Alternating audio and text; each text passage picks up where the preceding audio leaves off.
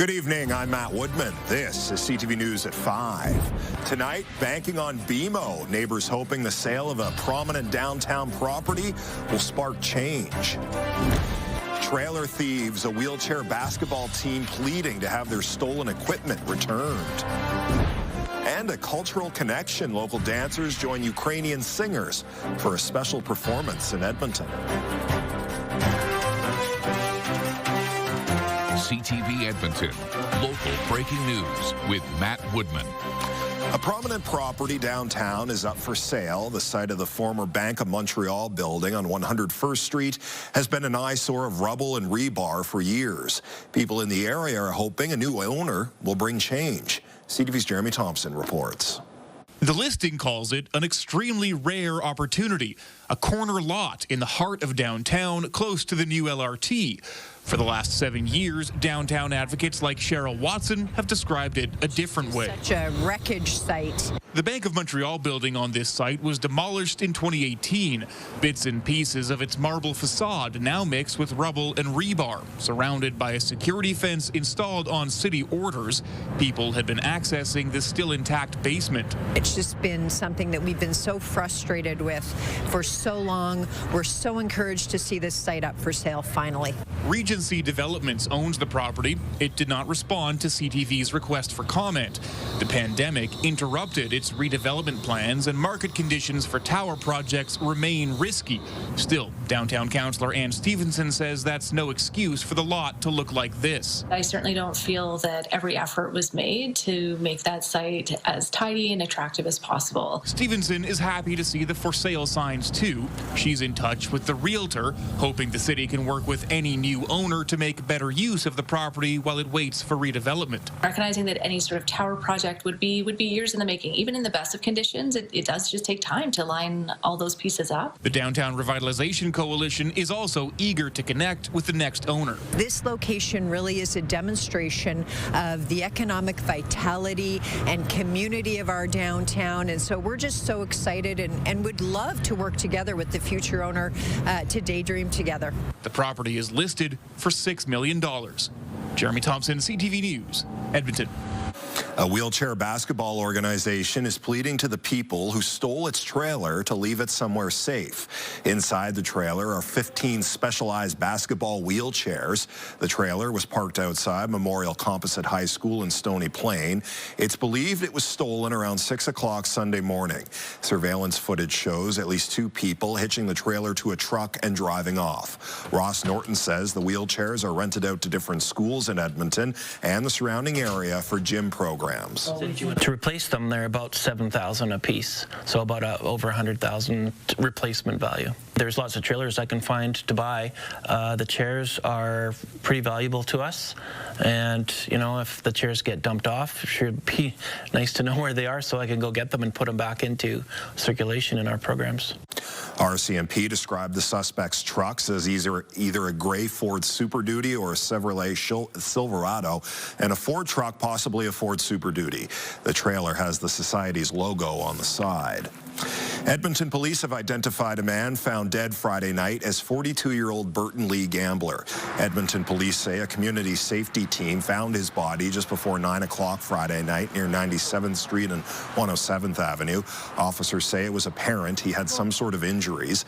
They say it's a homicide, but won't say how Gambler died for investigative reasons. Police are still looking for surveillance video and witnesses. A semi-driver has been ticketed after an LRT crash in South Edmonton this morning. Around 9:30 a.m., semi collided with an oncoming train at the intersection of 75th Street and 51st Avenue. The train derailed and its windshield was damaged. Police say 2 passengers were assessed by medical crews on board and released shortly after. The driver of the train was taken to a medical clinic for precautionary reasons. Police say the driver of the semi was not injured and was issued a ticket. Harsher measures are coming for commercial truck drivers with bad driving records in Alberta. Class 1 tractor-trailer drivers will have to provide their driving records when they move to a new job. It's an effort to have a record follow the driver instead of that record following the company. Transportation Minister Devin Dreeshen says this move would allow companies to know who the good and the bad drivers are before they get behind the wheel.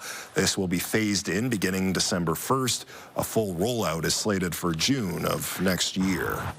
Prime Minister Mark Carney is slated to address business leaders in Calgary tomorrow. The PM and Premier Danielle Smith are expected to sign a memorandum of understanding on a pipeline to carry Alberta oil to the British Columbia coast. MLA Jason Nixon has been at the table for those discussions. He says this is the most confident he's been there's a path forward for Alberta. I'm very confident what you'll see tomorrow is big movement in that space that creates a pathway forward where our industry is going to be able to succeed, including in pipelines, but in other areas, and that we're going to see, hopefully, the regulatory system in our country change so that we can make a clear message to Albertans and Canadians that Canada is open for business and that Alberta is open for business. Opposition leader Naheed Nenshi says he hopes the Premier has made a deal, but he fears it will not be enough. The MOU is necessary but not sufficient. It's really important to get the conditions right to get a pipeline built, but now the hard work starts. And that hard work is rolling up your sleeves and working with proponents, with Indigenous peoples, with communities along the route to develop a route that makes sense and a project that can get built. The Prime Minister is scheduled to speak at noon in Calgary tomorrow. Canadian Legions across the province have gifted the University of Alberta more than $1 million. The money from the Poppy Fund will support the U of A's Heroes in Mind Advocacy and Research Consortium, also known as HIMARC. The consortium is currently conducting research on 3-MDR. That's a psychotherapy used to treat PTSD. It has been tested successfully with military members and veterans who did not respond to other forms of treatment. That involves treadmill walking in an immersive environment when individuals walk over an hour towards images, self-selected images and brief exposure to help them walk in and through their trauma and onto the other side back into their families. HIMARC also helps advanced education of military members, veterans, and their families. The Edmonton Oil Kings are showing off some special jerseys ahead of their annual teddy bear toss game. There's Lewis, alternate captain Ethan McKenzie, defenseman Blake Fiddler, defenseman Reese Peterson, and of course, Brickley Bear. Oh, I love them. Inspired by Edmonton, so it's always awesome, and they have the colorful cartoons on the bottom, which I love. I like the hot dog for Wiener Wednesdays that we have every Wednesday, and then the little beige teddy bear there at the front. Aside from hot dogs and teddy bears, the jerseys also feature local landmarks like Rogers Place, the Tallis Balls, and Matar Conservatory. The players will wear these jerseys for their Sunday, December 7th game against the Prince Albert Raiders. When the Oil Kings score their first goal of the game, fans will throw teddy bears and stuffed animals onto the ice. Thousands of toys are then collected off the ice and given to kids and families in need. Teddy bear tosses are very important to us. So when we're serving 20,000 kids every single year, we need 80,000 items. And what the teddy bear toss does for us is it takes care of one of those items for us. We don't have to worry about our bears because we know they're going to come from the teddy bear toss. After the game, the jerseys will be raffled and sold off during a silent auction, and all the toys and proceeds will support Santa's Anonymous. The Oil Kings have been doing a teddy bear toss for 18 years now. Upper Bowl tickets for the game are still available. Well, Josh, if Santa's Anonymous needs somewhere to store all those teddy bears, I'm sure you have a great suggestion. You're down at Sentinel Storage, where they're also collecting toys for Christmas. Yeah, Sentinel Storage is one of our great partners in CTV's Toy Mountain. They have been from the very start, and they're back again. And I have Harshmeet Kaur from the Elmwood location. How are you, Harshmeet? I'm good. How are you doing? I am spectacular. It was a little foggy through the day today, a little cooler, but we'll talk about weather in a moment. Let's talk about how things have been going with donations. Really good at your store? Yeah, it is. I am from Elmwood Drive location, and we have collected about 30 or more than 30 toys for the Toy Mountain. And I'm excited to see that even the children are coming off with their parents to drop off the toys. Oh, and outstanding. Exactly. I mean, we've got some here as well. We're on in the Windermere location at Sentinel Storage. you guys are doing some fun things. Sentinel Storage really kind of gets into the Christmas spirit with Toy Mountain, right? That's right. We had the competition for the Toy Mountain where we get the chance to showcase our crafty side, and where we at the Elwood location build the, Santa's workshop.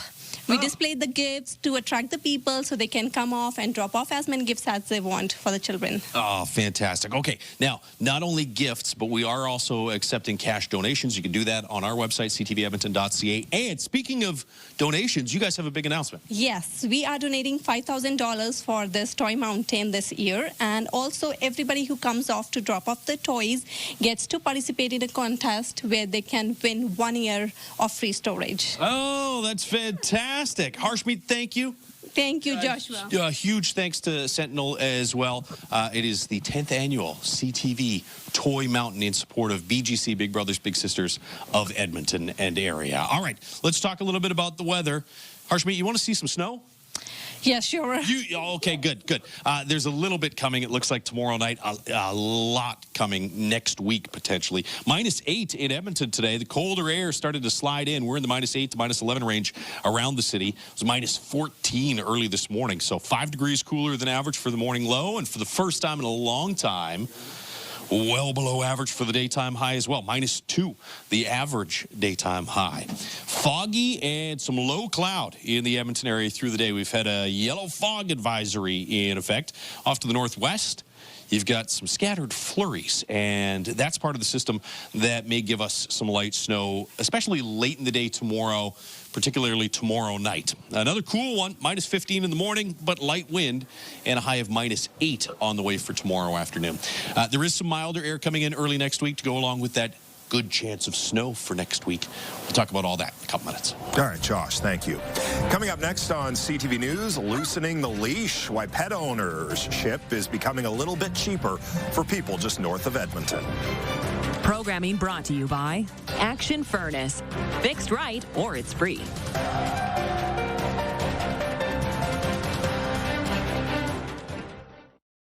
Programming brought to you by James H. Brown Injury Lawyers, the heavy hitters of injury law.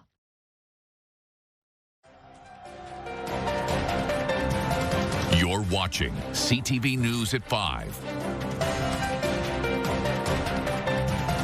Pet ownership is about to get a little bit cheaper for people living in Morinville. The town has decided to end its pet license requirement. As CTV's Amanda Anderson reports, pet owners still have some rules to follow. These tags will soon become a thing of the past in Morinville. Starting January 1st, people will no longer have to take time to fill out paperwork and pay to license their pets. We just found that the system isn't necessarily required anymore with social media the way it is and the ability for the people to get their own tags. It just made more sense that they would provide their own tag that suited their own animals. Pets will still need identification when they're off their own property. A tag with up-to-date contact information for their owner, either a phone number, address, or both, is required. I think that's very efficient. I mean, some people's pets don't even ever leave the house. So, too much government control already. And of course, we always strongly recommend that animals are permanently ID'd through microchip. Hi, Nettie. You want to come get scanned? The nearby Second Chance Animal Rescue Society has had several animals wind up in their care, and thanks to microchips, they were able to quickly find their owners. We had a cat come in a few months ago. We scanned the cat for a microchip. We were able to run it through the system and pull up ownership information. They came and picked their cat up within the next couple of hours. Any kind of identification that we can help get them back to you is phenomenal. The cost to license pets was a one-time $100 fee per pet, then a $10 renewal fee each year, money that went into the town's general revenue stream. That loss of revenue wasn't substantial enough, and it definitely didn't outweigh the convenience factor of having residents, not have to come all the way down to the town office, register their animals, and then have to utilize the tag that we provide them. All other pet bylaws remain in place, and just like getting caught without a license, pets found in public without an ID tag could result in a fine. Amanda Anderson, CTV News, Morinville. The The Edmonton International Airport was helping people cross some things off their Christmas lists. People could shop at about 40 local vendors at the YEG Holiday Market. Sellers had to be sustainable, Indigenous, or young people. The airport says it's a way to bring a bit of Edmonton to travelers. So that's an opportunity for us to connect with the community and really provide an opportunity for people coming and visiting our airports to connect with what's happening here in the region. This was not the airport's first market. It also hosted an Indigenous market this past summer. The airport was also collecting warm clothing donations for the Bissell Center. Still to come tonight on CTV News, joining the race, how you can become a contestant on the next season of Amazing Race Canada. All right, everyone, good luck. Programming brought to you by James H. Brown Injury Lawyers, the heavy hitters of injury law.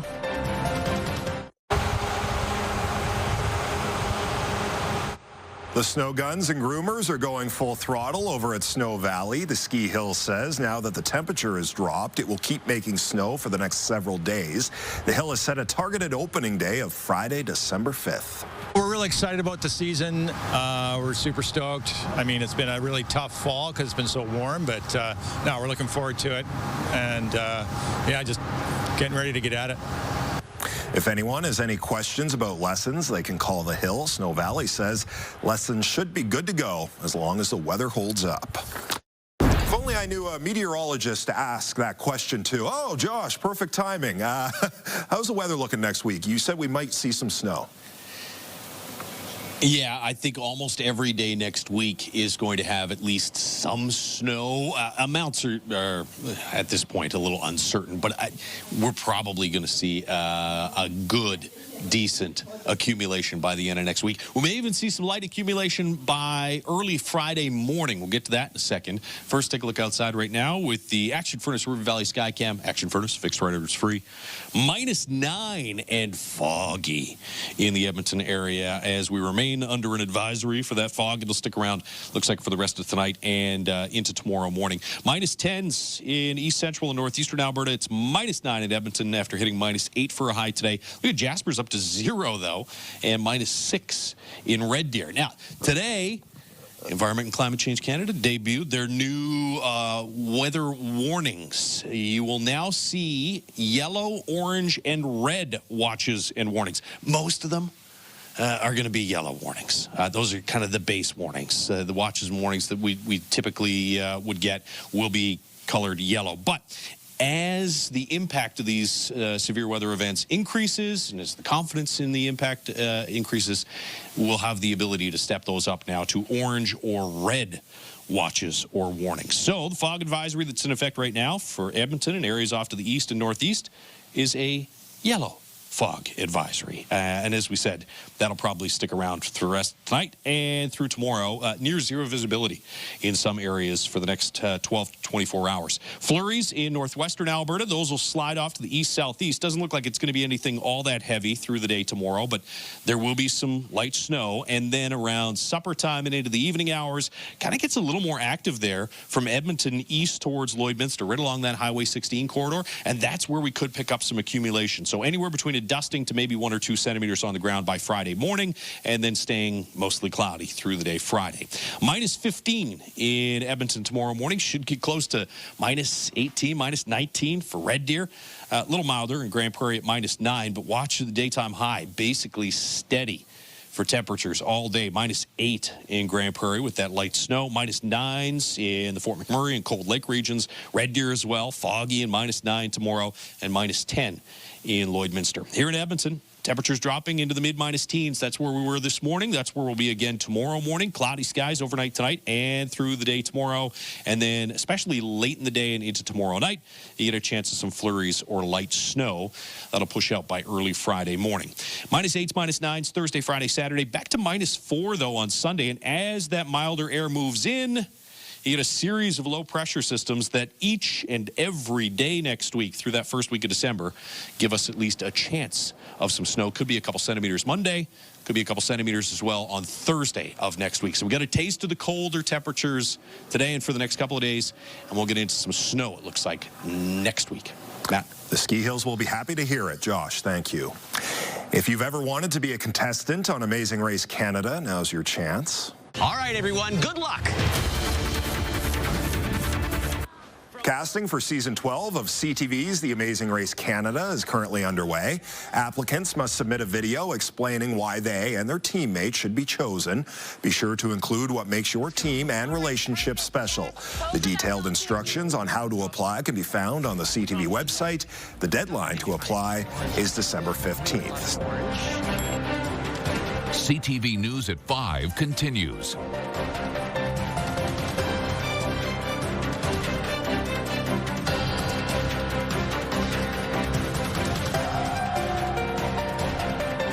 Thursday, a firefighter's dramatic recovery from stage 3 colon cancer and then getting into shape to pose for a calendar raising money for burn victims, plus how to make sure your car is ready in case of a winter emergency.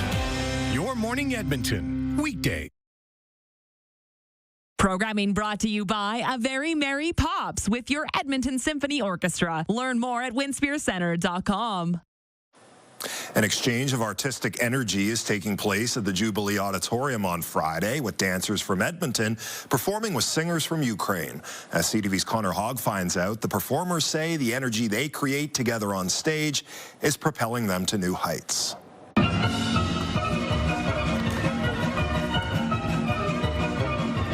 As a Ukrainian Canadian, showing our Ukrainian culture is, I think it's really huge. As a dancer itself, it's really incredible, like dream come true to be dancing on such a stage. Practice makes perfect, and the dancers of Vohan Ukrainian Ensemble are putting in the hours. Preparing to present Svitlo at Alberta's Northern Jubilee Auditorium. It's just so much bigger than any stage we get to dance on normally that you can really just like kind of let yourself fully dance. You're running, you're not holding back, hitting our full potential. Much of the motivation to hit that potential comes from the show's subject matter, as well as its cast, which includes 8 special guests from Ukraine's Gerdan Theatre. When Vohan asked us to come here to Edmonton, we were so excited because this is like a new experience for us, for our group. Sing and dancing all together. Their voices are booming in the studio. It's almost like spiritual and transcendental. It's more than just listening to a track and dancing to it. Like you are feeling it in your body.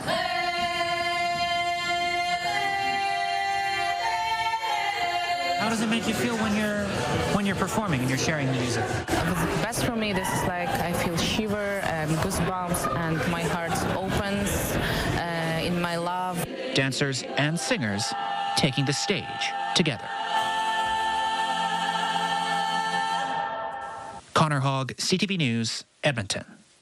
And that's our show. Thanks for watching. I'm Matt Woodman. CTV News continues right now.